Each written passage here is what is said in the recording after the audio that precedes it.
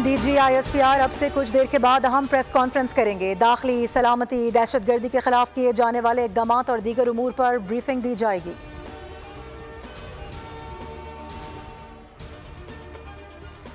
मजबूरी है, पाकिस्तान के वसाइल इतने अच्छे नहीं, लेकिन जितना हो सकता है उतना करूंगी। बच्चों पर कोई एहसान नहीं।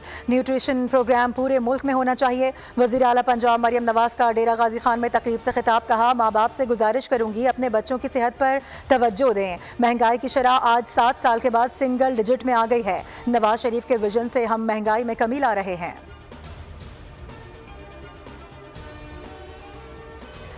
तहरीक इंसाफ का ओढ़ना बिछोना फितना और फसाद है। नवाज शरीफ के खिलाफ साजिश करके RTS बिठाकर चोर दरवाजे से इख्तिदार पर कब्जा बानी PTI ने किया था। अज़मा बुखारी का बयान। कहा, अडियाला जेल का कैदी सर्टिफाइड झूठा, करप्ट और बददियानत साबित हो चुका है।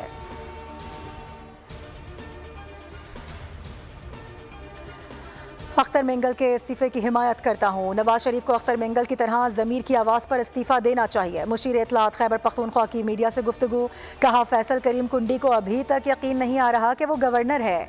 एतमाद के वोट पर गवर्नर सिर्फ बयान न दें बल्कि कानूनी तौर पर उसका तकाजा करें।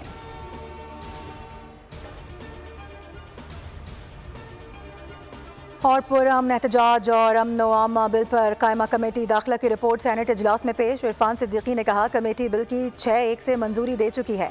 सेनेटर अली जफर ने कहा कि बिल की मंजूरी का तरीक़ाकार होता है। PTI के जलसे रोकने के लिए कानून बना रहे हैं।